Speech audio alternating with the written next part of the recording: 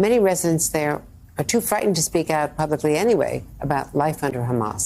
That atmosphere of fear is the driving force behind an innovative project called Whispered in Gaza. It's a secure outlet for Gazans to speak candidly through altered voices and accompanied by beautifully animated illustrations. Here are some examples. في صورة نمطية مغلوطة وخاطئة عن الشعب الفلسطيني في غزة، إنه هو شعب يحب الصواريخ، يحب الحروب. الحروب اللي بتصير في غزة هي قرارات من حكومة حماس لأهداف سياسية تعنيها.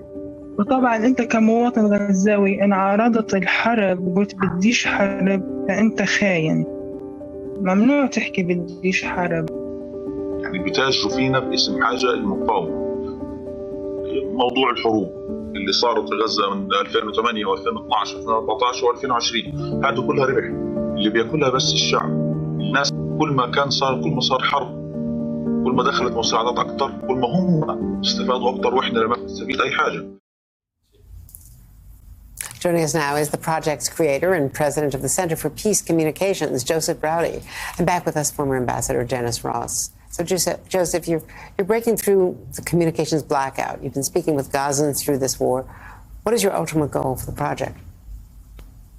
Well, these are voices that want to be heard, Andrea. No one in Gaza who opposes Hamas, which is the majority of the population, can speak openly without fear of retribution for themselves and their families. So we were looking for a way to give them a platform so that they could tell the world how they really feel, what it's like to live under Hamas rule for nearly a generation. And that was the purpose of this project.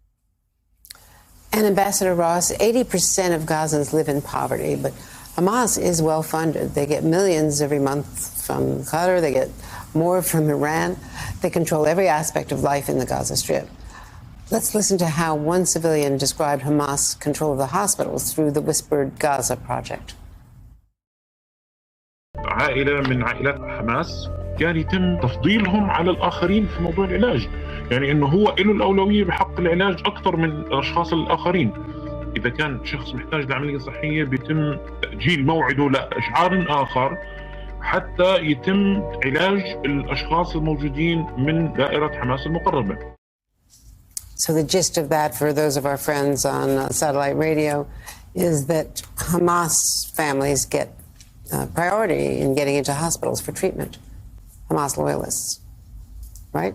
Hamas loyalists get treated in a preferential way in every conceivable manner. Look, Andrea, one of the things we've talked about is all the so-called 300 miles of underground tunnels. Are they used to protect Palestinian civilians? You know, I was speaking to one of the people I know in Gaza a couple of days into the war, and she was lamenting the fact she and her family were exposed. But she said, you know where all the Hamas leadership is?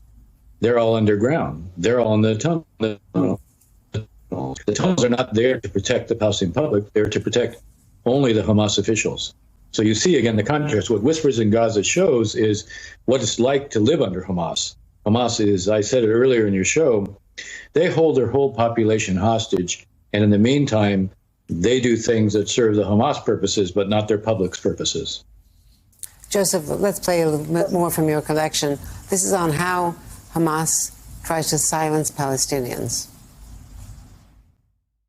أنا كنت نازلة أغطي الحدث، انضربت، إيدي انكسرت، جوالي انكسر، كاميرتي انكسرت، وبيتنا تبهدلوا. عيلتي العدد كبير، أي حدا من عيلتنا يمسكوه ينحبس، كلهم بالضرب بالبهدلة.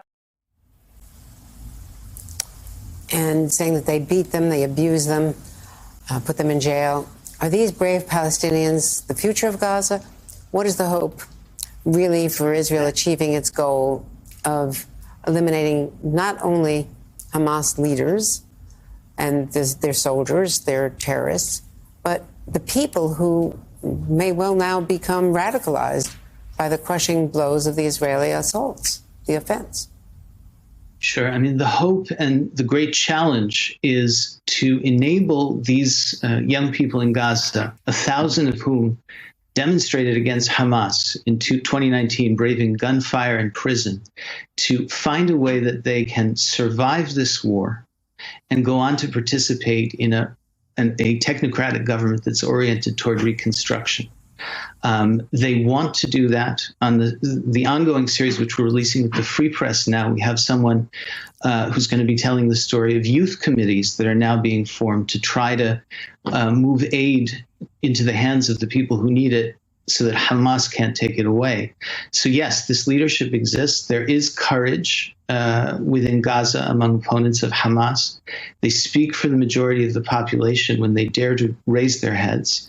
And the challenge is to enable them to play a role in the future of Gaza after this war. And Dennis Ross, our teams on the Hill have just seen Secretary Blinken going into Speaker Johnson's offices. So there's going to be a summit, if you will, between America's top diplomat and the new House Speaker, who has eliminated Ukraine funding from the administration's proposal.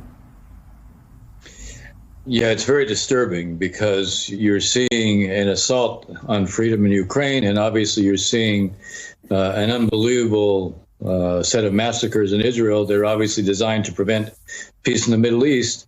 It's very important from a national security standpoint that we approach this in a unified way. The more unified we are in these kinds of issues, the rest of the world will take notice.